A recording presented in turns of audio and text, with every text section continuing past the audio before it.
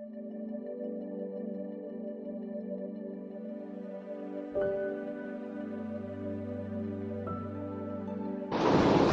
अहदनामे में से पहला पत्रस उसका 5वां बाब और उसकी 5वीं, 6ठी और 7वीं 3 आयात में यूँ लिखा है, ऐ जवानों, तुम भी बुज़ुर्गों के ताबे रहो, बल्कि सब के सब एक दूसरे की खिदमत के लिए फ़रोतनी से कमर बस्ता रहो, इसलिए कि खुदा मगरूरों का मुकाबला करता है मगर फ़रोतनों को तौफीक बख्शता है।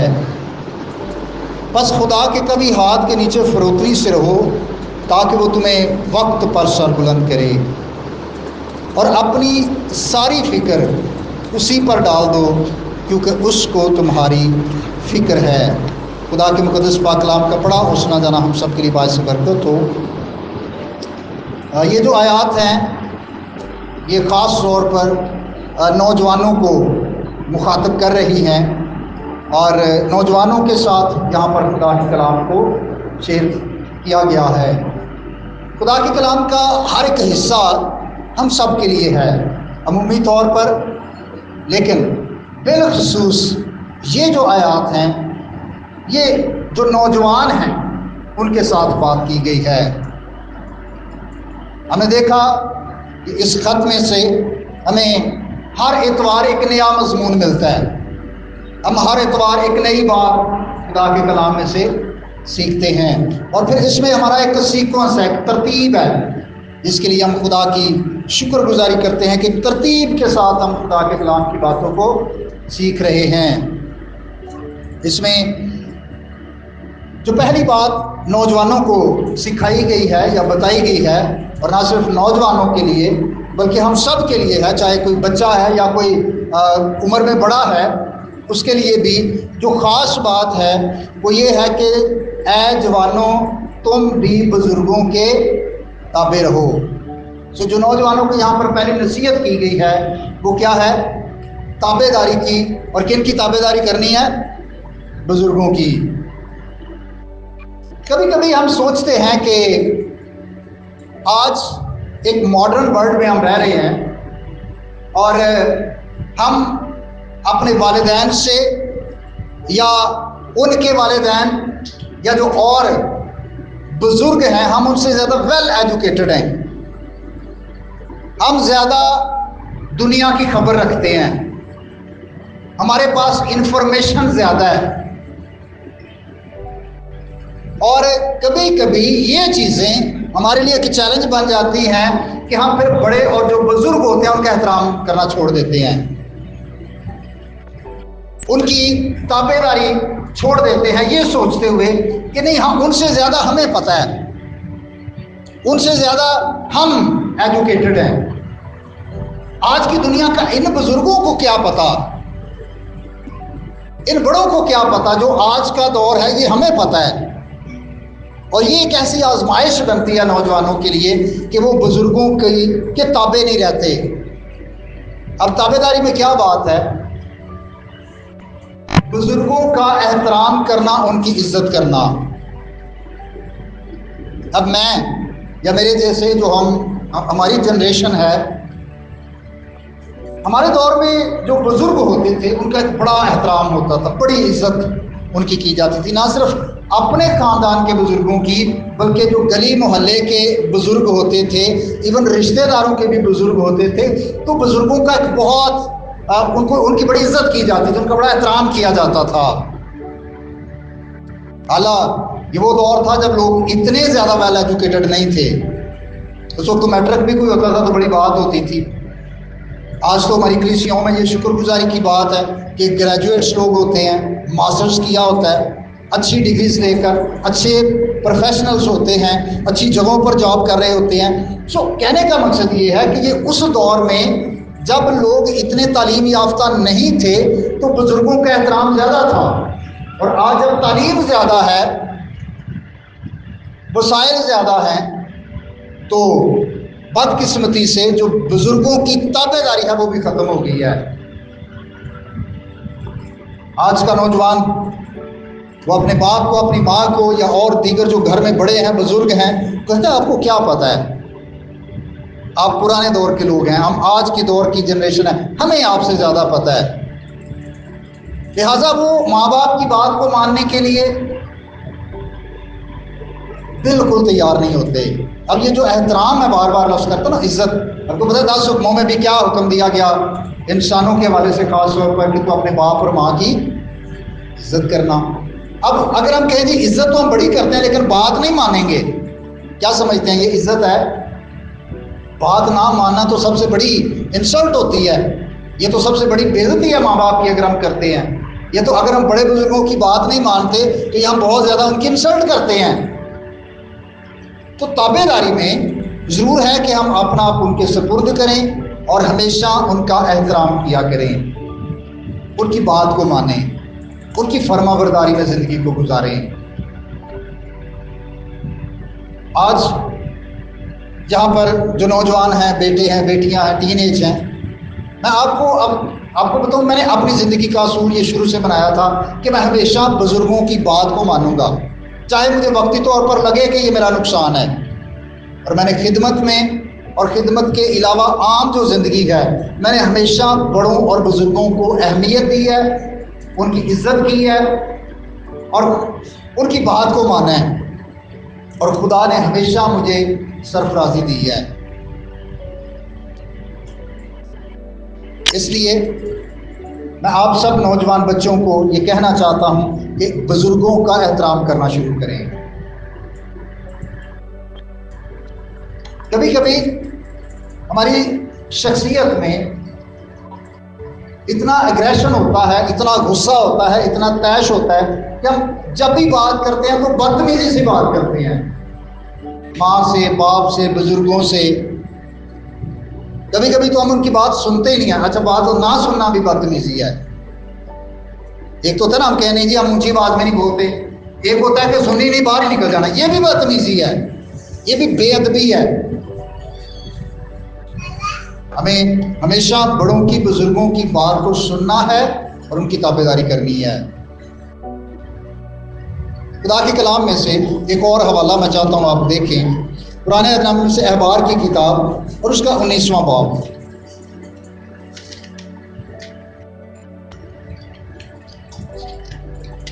अहबार की किताब उसका 19वां बाब और उसकी 32वीं आयत में यूं लिखा है, जिनके सर के बाल सफेद हैं तू उनके सामने उठ खड़े होना। इसका मतलब ये है, बाइबल क्या कह रही है, उनका अदब करना, उनका एहतराम करना। जिनके सर के बाल सफ़ेद हैं, यानी जो बुजुर्ग हो चुके हैं, ये बुजुर्गी की बात है, बुजुर्गी की इलामत है कि जो बुजुर्ग हैं तो उनके सामने अदब के साथ खड़े होना। और फिर लिखा है बड़े बूढ़ों का अदब करना। क्या समझते हैं आज की जनरेशन, ये हमारी प्रैक्टिस है कि घर में बड़ा दाखिल हो और हम एहतरामन खड़े हो जाएं। शायद ही किसी खानदान में अभी ये होगा, लेकिन बहुत कम। क्यों? क्योंकि अभी हमारे लिए तो इससे टाइम नहीं है ना, हमें तो पता ही कोई नहीं है कि बुजुर्ग अंदर आ गए हैं तो आराम में खड़े होकर उनका कोई इज्जत भी करनी है, एहतराम भी करना है, सलाम भी करना है। और बाइबल ये कह रही है कि बुजुर्गों का अदब करना और एहतरामन खड़े हो जाना। मैंने कई दफ़ा ऐसा देखा है, हम खुद अपने बच्चों को ये चीज़ सिखा रहे होते हैं, उधर कुर्सी नहीं देनी किसी को। मेरे साथ एक वाक़या हुआ, एक शादी पे चले गए तो एक फैमिली थी, तो उनके साथ ज़्यादा लोग थे और वैसे भी प्रोग्राम जैसे हमारे लेट होते हैं वो लेट ही था। तो हमारी टेबल पे जो एक और फैमिली बैठी थी ना, वो किसी को कुर्सी नहीं लेने दे रही थी। हम भी इधर बैठे हुए, हमने कहा कोई बात नहीं, उनके अगर लोग ज़्यादा तो कुर्सी दे दें। अब जब मैं और दीगर चीज़ों में मसरूफ़ रहा, जो मेरी जिम्मेदारियां थी पूरा किया, वापस आया, उन्हें बच्चों ने भी कुर्सियां से बिठाया है, वो मैंने भी नहीं कुर्सी देने दे। तो मैं हिसाब लाया जो पादरी साहब को नहीं देन डे तो होर किहड़े बजुर्ग को देणगे, तो लैके भी साढ़े कोलों ही दित्ती भी मैं। इसका मतलब है कि हम अपने बच्चों को ये खुद सिखा रहे हैं कि किसी बड़े का एहतराम। ऐसा कहना अपना बच्चा साढ़ा कुर्सी ते बवे, कोई बड़ा खड़ा है तो खड़ा रहे, साढ़ा बच्चा कुर्सी ते बवे। कौन उसको सिखा रहा है बदतमीजी, कौन उसको बेअदबी सिखा रहा है, कौन उसको ये सिखा रहा है कि नहीं कोई किसी की परवाह नहीं करनी, अपना सोचना सिर्फ। शायद मैं और आप जो वालिदैन हम खुद अपने बच्चों को बेअदबी सिखा रहे होते हैं। और यकीन जाने कि अगर उनकी ज़ात में बेअदबी आ गई तो वो सिर्फ दूसरों से नहीं करेंगे, कल वो साढ़े नाल भी वही करेंगे।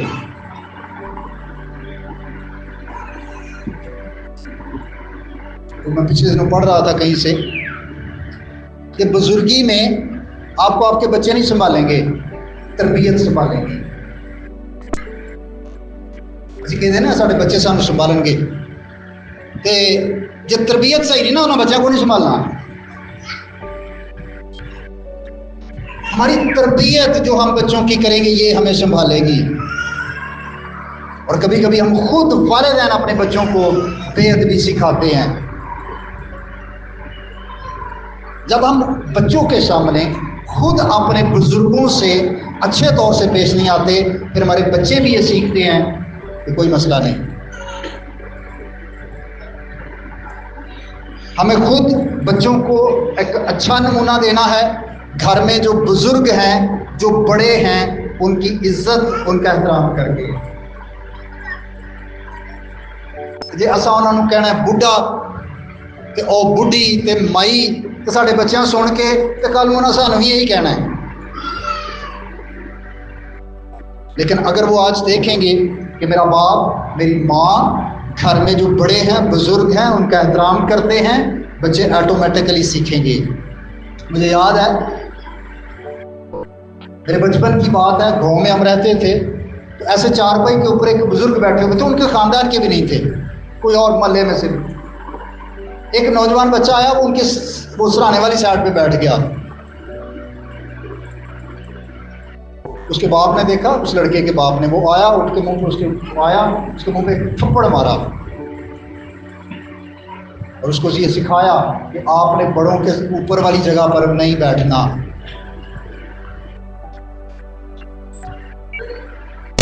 हालांकि शायद वो बुजुर्ग उनका कुछ भी नहीं लगता, ये तो बेटा है उस, लेकिन बेटे को मारा है उसने। क्यों? तरबियत, ताकि बच्चे के अंदर बेअदबी ना आए, उसके अंदर मैनर्स आए, उसके अंदर अच्छी आदतें पैदा हों। खुदा का कलाम ये कह रहा है, जिनके सर के बाल सफ़ेद हैं तो उनके सामने उठ खड़ा होना, बड़े बूढ़े का अदब करना और अपने खुदा से डरना। इसका मतलब है जड़ा बुजुर्गों का एहतराम नहीं करता वो खुदा तो नहीं डरता।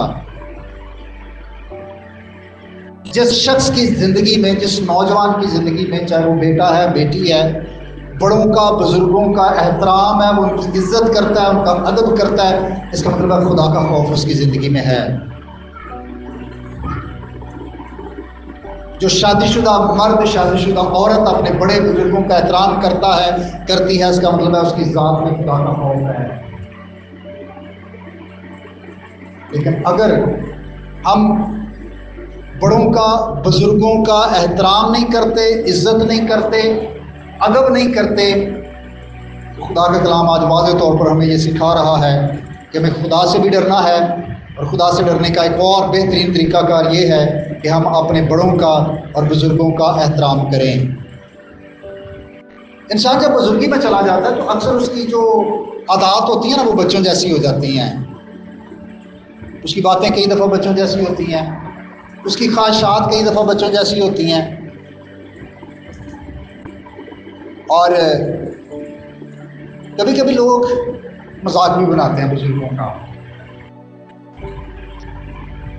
मैं समझता हूँ कि ये खुदा को नाराज़ करने वाली बात है। अगर हम बुजुर्गों का मजाक उड़ाते हैं उनकी जिस्मानी कमज़ोरी की वजह से, या उनकी बीमारी की वजह से, या उनकी किसी भी बात की वजह से, अगर हम उनका तमस्खुर उड़ाते हैं, मजाक बनाते हैं उनका, तो ये बहुत बड़ा गुनाह है जो हम करते हैं। तो नौजवान भाइयों, बहनों, बेटों, बेटियों, खुदा का कलाम हमें ये कह रहा है कि बुजुर्गों के क्या रहना है, ताबे रहना है, उनकी इज्जत करनी है।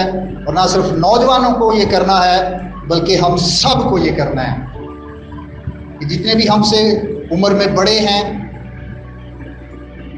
जो रुतबे के लिहाज से बड़े हैं, हमें हमेशा उनका अदब एहतराम करना चाहिए। दूसरी बात जो नौजवानों को और हम सब को नसीहत की गई है, लिखा है बल्कि सब के सब एक दूसरे की खिदमत करने के लिए फरोतनी से कमर बस्ता रहो। हमने पिछले इतवार भी इस बात को सीखा, सर्व करना, सर्विंग, खिदमत करने वाला दिल। यीशु मसीह के शागिर्दों में ये बड़ी बहस होती रहती थी अक्सर, हमें बड़ा कौन है। कोई कहता नहीं मैं वड्डा तुहाडे सारे ना, दूसरा कहता नहीं मैं वड्डा वां। ये बहसों में आपस में चलती रहती थी। यीशु मसीह ने कहा कि जो तुम्हें बड़ा होना चाहता है वो दूसरों का खादम बने। उसका जो दिल है ना वो सर्व करने वाला हो, खिदमत करने वाला हो। और इस दुनिया में बहुत सारे ऐसे लोग हो गुजरे हैं जिन्होंने पुलपट से तो कलाम नहीं सुनाया, लेकिन ऐसा उनके अंदर सर्विंग हार्ट था, ऐसा दिल खुदा ने उनको दिया था कि वो दूसरों की खिदमत करने वाले थे। मदर टेरेसा का नाम आपने यकीनन सुना होगा, जो एक कैथोलिक सिस्टर थी और जवानी में उन्होंने अपना मुल्क, अपना घर बार और आसाइशें, हाँ लोग तो दुआएं करते हैं हमें यूरोप के वीज़े मिल जाए, वो उधर से छोड़कर हिंदुस्तान में आ गई, सर्व किया, खिदमत की है। पूरी दुनिया उनकी खिदमत को मानती है कि बाकी उनके अंदर एक ऐसा दिल था जो दूसरों की खिदमत करने वाला था। अब पाकिस्तान में डॉक्टर रूथ फाओ रही और वो खुदा की बंदी, वो पास्टर नहीं थी, वो मुनाद नहीं थी, वो क्या थी? डॉक्टर। पाकिस्तान में से उन्होंने कोड खत्म कर दिया। वजह क्या थी? उनको खुदा ने ऐसा दिल दिया जो दूसरों को सर्व करने वाला था, दूसरों की खिदमत करने वाला था। कभी कभी ये आजमाइश भी नौजवानों में रहती है कि मैं क्यों करूं, दूसरे करें। मिसाल के तौर पर अक्सर हम प्रोग्राम करते हैं कलीसियाई, कुछ नौजवान होते हैं, मैं अप्रिशिएट करना चाहता हूँ, वो बड़े सर्विंग होते हैं। वो एकदम कहेंगे जी दसो सानू की करना है, वो सारा दिन सुबह तो लैके लोग चले भी जाएंगे, वो सारा बर्तन धो रहे, ये कर रहा है, वो ये क्या है, ये सर्व करना है। तो कई होंगे चौलों के टाइम पे होंगे तो चौल खा के निकल जाएंगे, पता नहीं कितने गए। सर्विंग नहीं है, वो चौला नहीं खुशबू ना पता नहीं कितों आ जाती, वो चौलों के टाइम पे पहुंच जाते हैं, लेकिन काम करना, सर्व करना नहीं। ऐसा दिल नहीं है कि जो खिदमत करने वाला हो। दुनिया में लोग इस खिदमत को या सर्व करने को खिदमत का जो अंजील सुनाने का तरीका बना लेते हैं। पाकिस्तान संडे स्कूल मिनिस्ट्री, उनके जो फाउंडर हैं, उन्होंने अपना वाकया सुनाया। वो कहते हैं मैं अमेरिका में था, अमेरिका में लोग क्या करते हैं, जैसे ये पानी की बोतलें होती हैं ना, कोई वो एक्वाफीना या नेस्ले की जो बोतलें, उसके ऊपर एक स्टिकर लगा होता है। अब वो क्या करते हैं, उन्होंने अपने चर्च के स्टिकर बनवाए ने, ऊपर एक आयत लिखी है, पानी की बोतलें बहुत सारी ले किसी ऐसी जगह पे जाकर खड़े हो जाते हैं जहां पर लोग गुजरते हैं, वो उनको पानी सर्व करते हैं कि गर्मी है आप पानी पी लो। वो कहते हैं कि मैं स्टॉप पर खड़ा बस का वेट कर रहा, छोटी सी बच्ची एक मेरे पास आई, अंग्रेजी में उन्होंने कहा कि अंकल क्या आपको प्यास लगी है? हाँ मुझे प्यास लगी है। अंकल ये पानी पी लें, बोतल दी। कहते मैंने पानी पिया, उसका शुक्रिया अदा किया, साथ उसने कहा अंकल इस बोतल के ऊपर ना कुछ लिखा हुआ है। वो कहता मुझे समझ आ गई क्योंकि वो खुद खादम है। वो कहता मुझे समझ आ गई, लेकिन मैं ना एंजॉय करने आसा कि अच्छा है बच्ची कर दी की है, छोटी सी बच्ची। और वो कहता है छोटी सी बच्ची ने मुझे इंजील सुनाना शुरू कर दी, पानी पिलाया। ये क्या है? खिदमत है। अंकल पानी पीना है, पी लें, ठीक है जी ये ले। साथ उसका अंकल इसके ऊपर कुछ लिखा हुआ है, क्या आप पढ़ सकते हैं? आयत लिखी है, अगर कोई प्यासा हो तो मेरे पास। कहा अंकल ये तो पानी है ना, जीसस क्राइस्ट जिंदगी का पानी देते हैं। कहता मैं एंजॉय कर रहा था और खुश हो रहा था कि ये कैसी बच्ची है। कहता मैंने उस बच्ची को बहुत प्यार किया और मैंने उसे बताया कि आई एम क्रिश्चियन, मैं ऑलरेडी मसीही हूं। कहते साथ ही देखा तो थोड़ी देर पीछे ना उसके वालिदैन खड़े थे, पूरा वो एक बोतलों का लेके आने जाने वाले लोगों को पानी पिला रहे हैं, और छोटी सी बच्ची को तैयार किया हुआ है, वो जाती है जाके सर्व करती है और साथ अंजील सुनाती है लोगों को। हमारे अंदर कभी कभी सर्व करने का जज्बा नहीं होता, लेकिन भाई और बहनों, दुनिया में खुदा के लोगों ने इसको बहुत बेहतरीन तरीका बनाया है उन लोगों तक अंजील पहुंचाने का जो लोग खुदा के कलाम से वाकिफ नहीं है। लोग उनकी खिदमत करके अंजील उनको सुनाते हैं। और यहाँ पर ये लिखा है कि पहली बात ये थी नसीहत के बुजुर्गों के ताबे रहना है, बल्कि दूसरी बात क्या है, एक दूसरे की खिदमत करनी है। अब खिदमत में जो बहुत बड़ी रुकावट है ना, वो हमारा गरूर होता है कि हम समझते हैं कि हमको बड़ी चाह है, हम क्यों सर्व करें। खुदा का बंदा ये कहता है कि खुदा मगरूरों का मुकाबला करता है, लेकिन फरोतनों को तो फीक बख्शता है कि वो सर्व करें। इसलिए वो कहता है कि फरोतनी से एक दूसरे की खिदमत करो। अगर हमारे अंदर गरूर होगा, तकब्बर होगा, फिर हम किसी को सर्व करने के लिए तैयार नहीं हो सकते। लेकिन जब हम अपने आप को आजिज करते हैं, खुदा के हुजूर हम्बल हो जाते हैं, फरोतन हो जाते हैं, अपने आप को झुका देते हैं, तो फिर खुदा हमें तौफीक बख्शता है कि हम एक दूसरे की खिदमत कर सकें। नहीं तो सानू तो भार लग जाए किसी को गिलास भी पकड़ाना उठ के। लेकिन जिनके अंदर खुदा का खौफ होता है, जो खुदा के कलाम से वाकिफ हैं, वो हमेशा इस कोशिश में होते हैं कि कब मौका मिले और मैं दूसरों को सर्व करूं, दूसरों की खिदमत करूं। सो याद रखिएगा कि इस 5वीं जो आयत है इसमें 2 बातें बताई गई हैं। नंबर 1 बुजुर्गों की ताबेदारी, और दूसरी बात एक दूसरे की खिदमत। अब तीसरी जो बात है वो 6ठी आयत में है, वो ये है कि बस खुदा के कवी हाथ के नीचे फरोतनी से रहो। अब कवी हाथ से मुराद है कुव्वत वाला, ताकत वाला, पावर वाला हाथ। अगर आज के बच्चों से हम पूछे ना कि ज्यादा पावर किस में है, या सबसे ज्यादा पावर किस में है, ये किसका नाम लेंगे? शायद ये कहें सुपरमैन सबसे ज्यादा ताकतवर, वो सारा कुछ कर देता है। तो उन्होंने देखने वो है ना, वो सारा दिन वही देखती है। शायद वो कहेंगे कि वो आयरन मैन बड़ा ताकतवर है, वो उसमें बड़ी कुव्वत है।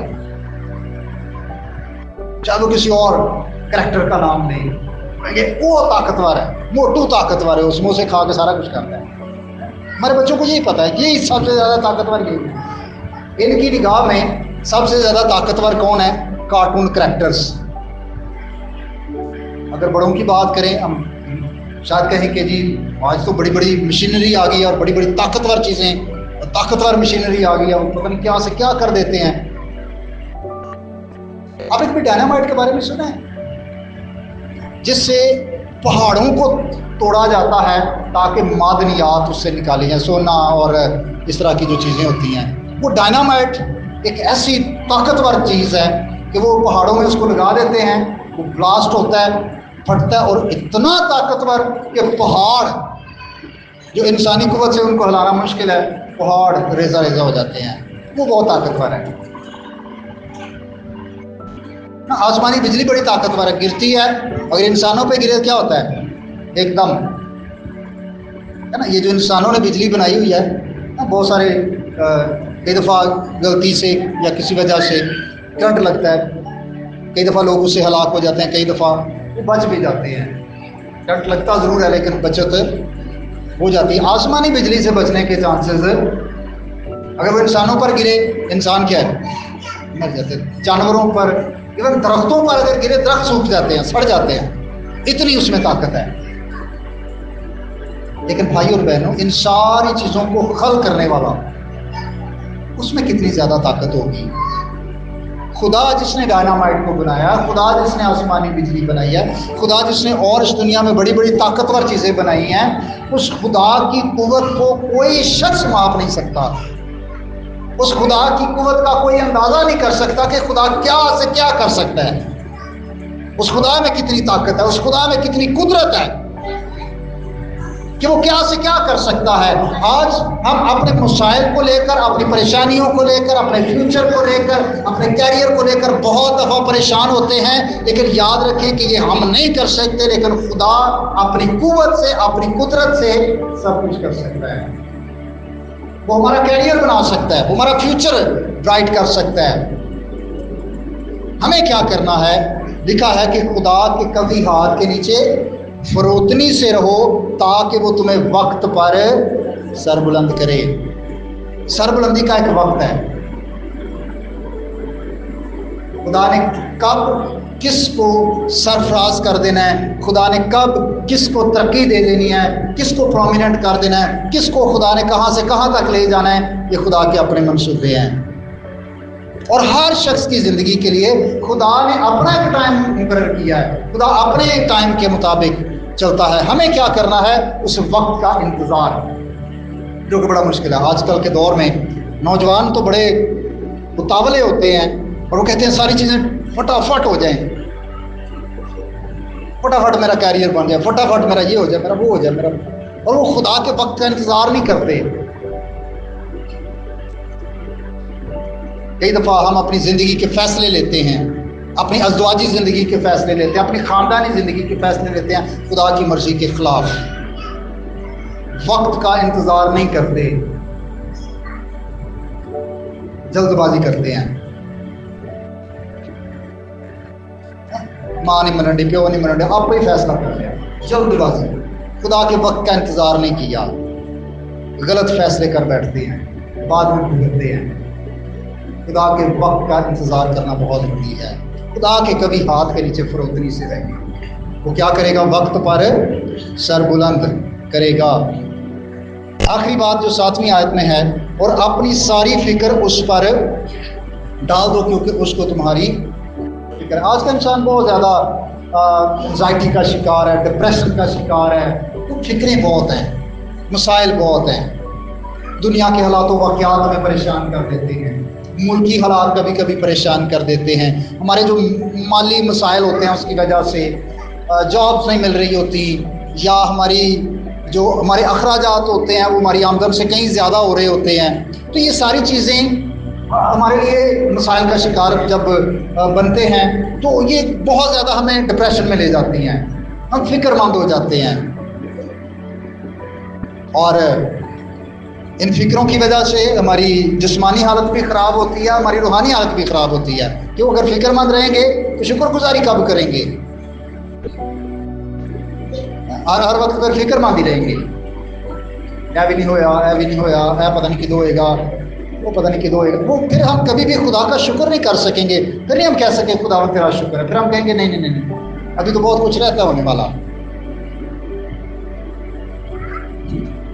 भाई और बहनों, अच्छा मुझे ना वो एक स्टोरी याद आ गई। कहते पुराने वक्तों में ना एक बुजुर्ग खातून थी, तो वो अपनी ना बुचकड़ी चुक के ना ते जा रही थी। बच्चों बुचकड़ी समझते हो ना? ये पता कि नहीं पता? वो तो पता है। अच्छा, वो एक दुपट्टा लेती, सारे जो कपड़े रखे उसमें रात उसको गिरा लगा रही थी। उनका लगेज आज के दौर में समझ गया ना, वो बुचकड़ी सिर से चुक के ना तो बेचारी तो रुक जाएगी। उस वक्त गाड़ियों का दौर नहीं था। एक टांगे वाला आया, उसने कहा माँ जी आ जाओ बह जाओ। कहती पुत्र मेरे को किराया नहीं। मैंने कहा कोई गल नहीं माँ जी, आ जाओ बह जाओ, इन्नी गर्मी है। तो खैर कोई गल नहीं, ना किराया देना, बह जाओ टांगे पे बह जाओ। अब वो बुजुर्ग खतून बैठ गई, तो वो बुचकड़ी जी वो सिर दी रखी थी, वो कोचवान चला रहा। थोड़ी देर बाद उन्हें वेख्या, उन्हें कहा माँ जी इन्ना तुसा भार चुकिया है तो ये भी ला के ये रख दो इत्थे। नहीं नहीं नहीं, तो तू मेरा भी भार चुकिया है, तेरे ते मेरे समान का भी भार हम तू चुकेगा या टांगे दे। कभी कभी हम ना सोचते हैं कि खुदा ने साडा भार चुकिया है तो साड़ियां हुण फिक्रां भी खुदा चुकेगा? नहीं, ये तो असीं आप ही चुक के रखनियां ने। खुदा दे घर जाने सजदे पै जाने, खुदावंद मेरी आ भी फिक्र, सारियां फिक्रां खुदा दे अगे रख देने। तो जो उठ के जाने ना तो वो फिर सिर ते रख लै जाने, अपनियां फिक्रां खुदा नूं नहीं देंदे, अपना बोझ खुदा ते नहीं सुटते, अपने उत्ते ही रखा है, मैनू ही करना पैना है। काश कि हमारे अंदर ऐसा यकीन आए कि ये मेरा खुदा मेरे लिए करेगा, मुझे अपनी फिक्र उसको देनी है, मुझे अपना बोझ खुदा पर डालना है। मेरे फ्यूचर की मेरे खुदा को फिक्र है, मेरी अज़दवाजी जिंदगी की मेरे खुदा को फिक्र है,